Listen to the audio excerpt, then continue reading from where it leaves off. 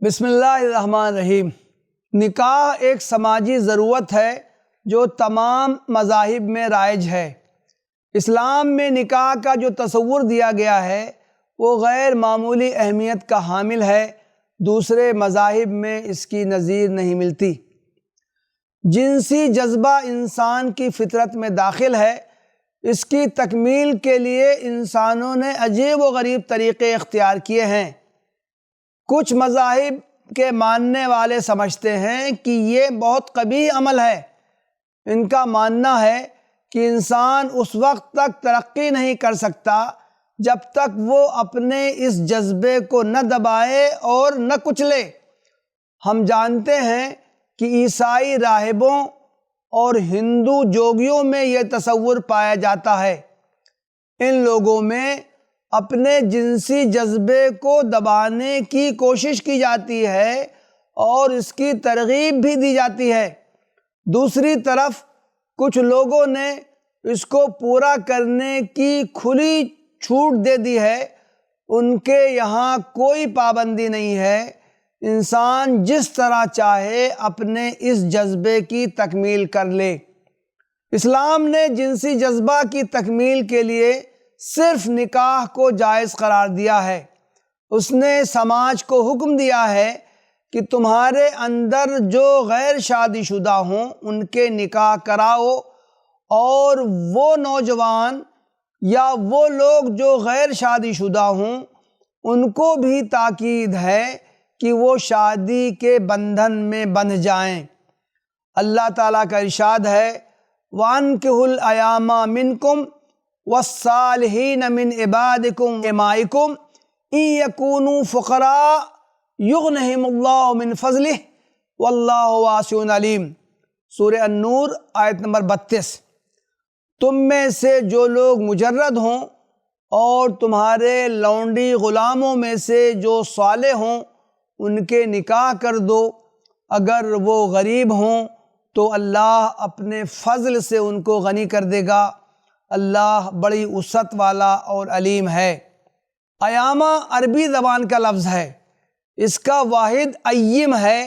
اس کے معنی ہیں وہ نوجوان جس کی ابھی شادی نہ ہوئی ہو، یا وہ شخص جس کی شادی ہو چکی ہو لیکن کسی وجہ سے طلاق واقع ہو گئی ہو، یا اس کی بیوی کا انتقال ہو گیا ہو، یا وہ عورت جس کے شوہر کا انتقال ہو گیا ہو یا اس نے اس سے علیحدگی اختیار کر لی ہو۔ ایامہ میں یہ تمام لوگ شامل ہیں۔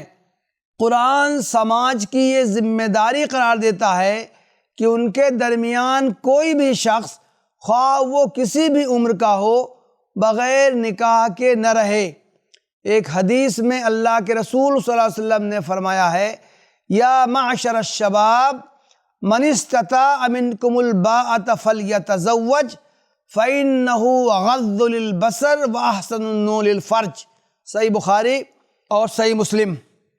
اے نوجوانوں، تم میں سے جو بھی نکاح کرنے کی استطاعت رکھتا ہو اسے نکاح کر لینا چاہیے، اس لیے کہ اس سے نگاہوں کو پاکیزگی حاصل ہوتی ہے اور شرمگاہ کی جنسی جذبہ کی حفاظت ہوتی ہے۔ قرآن مجید میں بعض مقامات پر مردوں اور عورتوں دونوں کو مخاطب بنایا گیا ہے۔ اللہ تعالیٰ کا ارشاد ہے، محسنین غیر مصافحین ولا متخذی اخدان۔ سورہ مائدہ آیت نمبر 5۔ ان کے محافظ بنو، نہ کہ آزاد شہوت رانی کرنے لگو یا چوری چھپے آشنائیاں کرو۔ محسنات غیر مصافحات ولا متخذات اخدان۔ سورہ النساء آیت نمبر 25۔ وہ حصار نکاح میں محفوظ ہو کر رہیں، آزاد شہوت رانی نہ کرتی پھریں اور نہ کسی بدچلنی کی مرتکب ہوں۔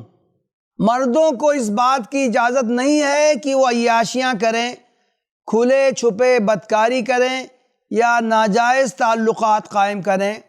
اسی طرح عورتوں کو بھی اجازت نہیں ہے کہ وہ نکاح کے بندھن میں نہ بندھیں اور کھلے چھپے آوارگی کا مظاہرہ کریں یا چوری چھپے عیاشیاں کریں۔ اسلامی تعلیمات میں اس سے آگے کی چیز ملتی ہے جو ہم سب کے لیے قابل توجہ ہے۔ اسلام نے نکاح کو آسان سے آسان تر بنایا ہے اور زنا کو مشکل سے مشکل تر کیا ہے۔ چنانچہ ہم سب جانتے ہیں کہ زنا کے متعلق سخت وعیدیں سنائی گئی ہیں۔ ایک مقام پر اللہ تعالیٰ کا ارشاد ہے وَلَا تَقْرَبُوا الزِّنَا إِنَّهُ كَانَ فَاحِشَةً وَسَاءَ سَبِيلًا، سورہ اسراء آیت نمبر 32۔ لوگو زنا سے قریب بھی نہ پھٹکو، یہ انتہائی فحش کام ہے اور انتہائی برا راستہ۔ زنا کی سزا قرآن مجید میں بیان کی گئی ہے۔ اس کا ارتکاب کرنے والے مرد یا عورت کو 100 کوڑے مارے جائیں گے، اور حدیث میں بیان کیا گیا ہے کہ اگر وہ شادی شدہ ہے تو اسے پتھر مار مار کر ہلاک کر دیا جائے گا۔ اس کے مقابلے میں نکاح کو بہت آسان بنایا گیا ہے۔ اللہ کے رسول صلی اللہ علیہ وسلم کے ارشادات، آپ کا اسوہ اور صحابہ کرام کا عمل ہمارے سامنے ہے۔ آپ صلی اللہ علیہ وسلم کا ارشاد ہے اعظم النکاح برکتاً ایسرہ مونتاً، مسند احمد، سب سے زیادہ بابرکت نکاح وہ ہے جس میں کم سے کم خرچ ہو۔ عام طور سے نکاح کے موقع پر بہت خرچ کیا جاتا ہے، دل کے ارمان نکالے جاتے ہیں، پرتکلف دعوتیں ہوتی ہیں، بڑی تعداد میں دولہا دلہن اور رشتہ داروں کے جوڑے تیار کیے جاتے ہیں۔ ان مصارف کے لیے قرض تک لینے کی نوبت آ جاتی ہے، لیکن اللہ کے رسول صلی اللہ علیہ وسلم نے اس نکاح کو سب سے بہتر قرار دیا ہے جس میں سب سے کم خرچ ہو اور جو سب سے زیادہ آسانی سے انجام پائے۔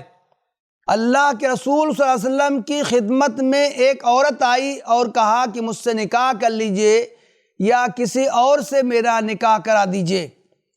آپ صلی اللہ علیہ وسلم خاموش رہے، وہ عورت بیٹھ گئی۔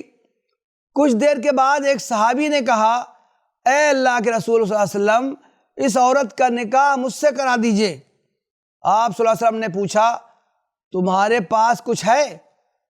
اس نے کہا کچھ نہیں ہے۔ آپ صلی اللہ علیہ وسلم نے فرمایا کچھ تو ہوگا۔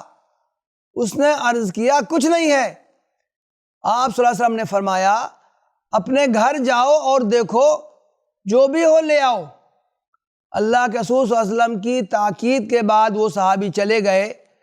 کچھ دیر کے بعد واپس آئے اور کہا میرے پاس کچھ نہیں ہے۔ آپ صلی اللہ علیہ وسلم نے فرمایا تمہارے پاس لوہے کی انگوٹھی تو ہوگی؟ انہوں نے عرض کیا اے اللہ کے رسول وہ بھی نہیں ہے۔ مگر اس وجہ سے نکاح روکا نہیں گیا۔ آپ صلی اللہ علیہ وسلم نے فرمایا تمہیں جو کچھ قرآن یاد ہے اسے اس عورت کو سکھا دینا، اسی کے عوض میں اس کو تمہارے نکاح میں دیتا ہوں۔ صحیح بخاری اور صحیح مسلم۔ ایک مرتبہ ایک نوجوان آپ صلی اللہ علیہ وسلم کے پاس آیا اور کہا اے اللہ کے رسول، میں نکاح کرنا چاہتا ہوں لیکن کہیں پیغام بھیجتا ہوں تو لوگ مجھے اپنی لڑکی دینے سے انکار کر دیتے ہیں۔ وہ نوجوان پچھنا لگانے کا کام کیا کرتا تھا۔ ہمارے سماج میں بھی لوہار، نائی اور اس طرح کے لوگوں کو کمتر ذات کا سمجھا جاتا ہے۔ چونکہ وہ ایک معمولی پیشہ کرتے تھے اس لیے لوگ انہیں اپنی بیٹی دینے کے لیے راضی نہیں تھے۔ اللہ کے رسول صلی اللہ علیہ وسلم نے اس سے دریافت فرمایا تمہارا تعلق کس قبیلے سے ہے؟ اس نے جواب دیا بنو بیاضہ سے۔ آپ صلی اللہ علیہ وسلم نے قبیلے والوں کو پیغام بھیجا کہ اس نوجوان کا کہیں نکاح کروا دیں۔ سنن ابی داؤد۔ اس سے آگے کی بات یہ ہے کہ آج کل ہمارے سماج میں دو شیزائیں بیٹھی رہتی ہیں، ان کے رشتے نہیں مل پاتے ہیں۔ اللہ کے رسول صلی اللہ علیہ وسلم اور صحابہ کرام کے زمانے میں مطلقہ یا بیوہ عورت گھر میں بیٹھی رہے اس کا کوئی تصور نہیں تھا۔ ایک عورت کی کسی وجہ سے طلاق ہو گئی ہو یا وہ بیوہ ہو گئی ہو تو اس کی دوسری شادی ہو جاتی تھی، تیسری شادی ہو جاتی تھی، چوتھی شادی ہو جاتی تھی۔ عمر کے کم یا زیادہ ہونے سے کوئی فرق نہیں پڑتا تھا۔ کم عمر لڑکیوں کی شادی بڑی عمر کے مردوں سے ہو جاتی تھی اور زیادہ عمر کی عورتوں کی شادی نوعمر لڑکوں سے ہو جاتی تھی۔ اس معاملے میں کوئی روک ٹوک اور دشواری نہیں تھی۔ ایک خاتون تھی حضرت عاتقہ بنت زید رضی اللہ عنہا۔ حضرت ابو بکر رضی اللہ عنہ کے بیٹے عبداللہ سے ان کا نکاح ہوا۔ غزوہ طائف میں وہ شہید ہو گئے تو حضرت زید بن الخطاب رضی اللہ عنہ نے ان سے نکاح کر لیا۔ وہ شہید ہو گئے تو حضرت عمر فاروق رضی اللہ عنہ نے ان سے نکاح کیا۔ وہ شہید ہو گئے تو حضرت زبیر بن العوام رضی اللہ عنہ نے ان سے نکاح کیا۔ وہ شہید ہو گئے تو حضرت حسن ابن علی رضی اللہ عنہ نے ان سے نکاح کر لیا۔ اس طرح سے ان کا لقب زوجۃ الشہداء یعنی شہیدوں کی بیوی پڑ گیا تھا۔ یہ علامہ ابن عبد البر کی کتاب الاستیاب میں یہ تفصیل آئی۔ حضرت اسماء بنت امیس رضی اللہ عنہا حضرت جعفر ابن ابی طالب رضی اللہ عنہ کی بیوی تھیں۔ وہ جنگ موطا میں شہید ہوئے تو حضرت ابو بکر رضی اللہ عنہ نے ان سے نکاح کر لیا۔ حضرت ابو بکر کی وفات ہوئی تو حضرت علی نے ان سے نکاح کیا۔ یہ تفصیل اسد الغابہ نامی کتاب میں آئی۔ حضرت فاطمہ بنت قیس رضی اللہ عنہ بہت مشہور صحابیہ ہیں۔ ان کے شوہر نے ان کو طلاق دے دی تو ان کے پاس 3 رشتے آ گئے۔ وہ رسول اللہ صلی اللہ علیہ وسلم کی خدمت میں پہنچیں اور عرض کیا، اے اللہ کے رسول صلی اللہ علیہ وسلم، میرے پاس فلاں فلاں رشتے آئے ہیں، بتائیے ان میں سے کون سا رشتہ میرے لیے بہتر ہوگا؟ حضور نے فرمایا، اگر مجھ سے رائے لیتی ہو تو تم ان کے بجائے اسامہ ابن زید سے نکاح کر لو۔ چنانچہ انہوں نے حضرت اسامہ رضی اللہ عنہ سے نکاح کر لیا۔ وہ خود بیان کرتی ہیں کہ میرا یہ رشتہ بہت بابرکت ثابت ہوا۔ حضرت فاطمہ کی عمر زیادہ تھی، ان کے مقابلے میں حضرت اسامہ کی عمر کم تھی۔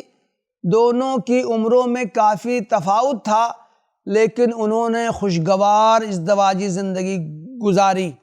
اسلام میں عورت کو آزادی دی گئی ہے کہ وہ جس کو چاہے پسند کرے، اسے کھل کر اپنے خواہش کے اظہار کی آزادی ہے۔ ایک لڑکی اللہ کے رسول صلی اللہ علیہ وسلم کی خدمت میں آتی ہے اور کہتی ہے، اے اللہ کے رسول صلی اللہ علیہ وسلم، میرے باپ نے میرا رشتہ اپنے بھتیجے کے ساتھ طے کر دیا ہے، مجھے یہ رشتہ پسند نہیں ہے۔ حضور نے فرمایا، اگر تم نہیں چاہتی ہو تو تمہارا یہ رشتہ نہیں ہو سکتا۔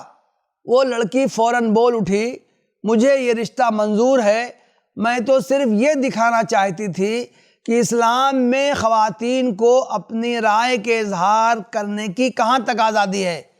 آپ نے میرا یہ حق تسلیم کر لیا، اب میں یہ رشتہ قبول کرتی ہوں۔ سنن نسائی، مسند احمد۔ اسلام میں جہیز کا کوئی تصور نہیں ہے۔ آپ کو یہ سن کر حیرت ہوگی کہ عربی زبان میں جہیز کے لیے کوئی لفظ ہے ہی نہیں۔ عہد نبوی میں جتنی شادیاں ہوئی ہیں، کسی میں بھی جہیز کا کوئی تذکرہ نہیں آتا ہے۔ میں نہیں سمجھتا کہ کسی شادی میں کسی باپ نے اپنی بیٹی کو کچھ نہیں دیا ہوگا، ضرور دیا ہوگا، لیکن وہ جہیز کی شکل میں نہیں تھا۔ سامان اکٹھے نہیں کیے گئے ہوں گے، ان کی نمائش نہیں کی گئی ہوگی، شادی سے پہلے لڑکے والوں کی طرف سے لسٹ نہیں دی گئی ہوگی کہ فلاں فلاں چیز چاہیے اور وہ فلاں فلاں کمپنی کی ہونی چاہیے۔ آج معاشرے میں جس بڑی مقدار میں اور جس دکھاوے کے ساتھ جہیز کا لین دین ہوتا ہے، اس کی دین میں کوئی شرعی حیثیت نہیں ہے۔ اللہ کے رسول صلی اللہ علیہ وسلم کی ہر بیوی کا مہر 500 درہم تھا۔ یہی مہر حضرت فاطمہ رضی اللہ عنہ کا بھی تھا۔ حالانکہ حضرت علی رضی اللہ عنہ شروع ہی سے آپ صلی اللہ علیہ وسلم کے پروردہ تھے۔ آپ کے ساتھ رہتے تھے۔ جب نکاح کا موقع آیا تو آپ صلی اللہ علیہ وسلم نے ان سے پوچھا تمہارے پاس کیا ہے؟ انہوں نے جواب دیا میری ذاتی ملکیت میں کچھ نہیں ہے، میں تو شروع ہی سے آپ کے ساتھ رہا ہوں، میرے پاس اپنا کچھ نہیں ہے۔ حضور صلی اللہ علیہ وسلم نے فرمایا تمہارے پاس جو زرہ ہے اسے بیچ لاؤ۔ انہوں نے زرہ بیچی، اس سے جو پیسے اصول ہوئے اس سے آپ صلی اللہ علیہ وسلم نے گھر گرہستی کا سامان خریدوایا اور اسی سے مہر ادا کروایا۔ السیرۃ النبویہ ابن کثیر۔ آج کل باراتیوں کی لمبی لسٹ بنتی ہے، لڑکے کے چچا اور چچیاں، خالو اور خالائیں، پھوپھا اور پھوپھیاں، پڑوسی، دوست و احباب، غرض ایک لمبی فہرست تیار ہوتی ہے۔ اس موقع پر کسی کو نظر انداز کیا جاتا ہے یا بھول کر اس کا نام چھوٹ جاتا ہے تو وہ ناراض ہو جاتا ہے، پھر لڑکے والے لڑکی والوں سے کہتے ہیں کہ ہمیں کچھ نہیں چاہیے، ہم تو صرف یہ چاہتے ہیں کہ ہمارے ساتھ جو باراتی آپ کے یہاں پہنچیں ان کی خوب اچھی طرح خاطرداری ہو۔ غور کریں یہ کتنی بڑی زیادتی ہے کہ لڑکے والے اپنے مہمانوں کو زبردستی لڑکی والوں کا مہمان بنا دیتے ہیں۔ عہد نبوی میں ہونے والی شادیوں میں بارات کا کوئی تصور نہیں تھا۔ حضرت عبد الرحمن ابن عوف رضی اللہ عنہ کا شمار مدینہ کے انتہائی مالداروں میں ہوتا تھا۔ اس کا اندازہ اس سے لگایا جا سکتا ہے کہ انتقال کے وقت انہوں نے جو سونا چھوڑا تھا اسے کلہاڑی سے کاٹ کاٹ کر ان کے ورثہ میں تقسیم کیا گیا تھا۔ ان کا جب نکاح ہوا تو انہوں نے اللہ کے رسول صلی اللہ علیہ وسلم کو بھی بلانے کی ضرورت نہیں سمجھی۔ بعد میں جب آپ صلی اللہ علیہ وسلم کو معلوم ہوا تو آپ نے ان سے فرمایا اے عبد الرحمن ولیمہ کرو، چاہے اس میں ایک بکری ہی ذبح کرو۔ صحیح بخاری و صحیح مسلم۔ ہم غور کریں اللہ کے رسول صلی اللہ علیہ وسلم کی ذات کتنی بابرکت اور محترم تھی۔ ایک چھوٹی بستی میں نکاح کی مجلس ہوتی ہے لیکن اس میں آپ کو بلانے کی ضرورت محسوس نہیں کی جاتی۔ نکاح کی تقریب منعقد کرنے کے لیے بڑے بڑے میرج ہال بک کیے جاتے ہیں اور اس کے ڈیکوریشن پر لاکھوں روپے خرچ کیے جاتے ہیں، حالانکہ بہت آسانی سے سادہ تقریب منعقد کی جا سکتی ہے۔ ایک حدیث میں ہے کہ اللہ کے رسول صلی اللہ علیہ وسلم نے ارشاد فرمایا نکاح کا اعلان کرو اور اسے مسجد میں کرو، جامع ترمذی۔ حدیث کے دوسرے جملے کو بعض محدثین نے ضعیف قرار دیا ہے، لیکن مسجد میں انعقاد نکاح کی افادیت کو دیکھتے ہوئے فقہا نے اسے نہ صرف جائز بلکہ بہتر اور پسندیدہ قرار دیا ہے۔ اس سے ایک تو نکاح بہت سادگی سے انجام پاتا ہے، دوسرے اس کی تشہیر ہو جاتی ہے۔ مسجد کا روحانی ماحول بہت سکون و اطمینان اور برکت والا ہوتا ہے۔ ایسا محسوس ہوتا ہے کہ ہندوستانی معاشرہ میں ہم نے اپنے اوپر بہت سے بوجھ لاد لیے ہیں، جب تک ہم ان سے دوری اختیار نہیں کریں گے اور ان کو اتار نہیں پھینکیں گے ہمارے لیے صحیح اسلامی معاشرہ کا نمونہ پیش کرنا ممکن نہ ہوگا۔ ہر نکاح کی تقریب میں نکاح کے فضائل اور مسائل بیان کیے جاتے ہیں، ان کی تفصیلات پیش کی جاتی ہیں، لیکن عمل کا جذبہ مفقود ہوتا ہے۔ اگر ہم اپنی ایجاد کی ہوئی رسموں کو چھوڑ کر اسلامی تعلیمات پر عمل کرنے لگیں اور ان کا عملی نمونہ پیش کریں تو نہ صرف یہ کہ معاشرہ کی اصلاح ہوگی بلکہ جو غیر مسلم بھائی ہمارے آس پاس رہتے ہیں ان کے سامنے بھی اچھا نمونہ پہنچے گا۔ وآخر دعوانا ان الحمد للہ رب العالمین۔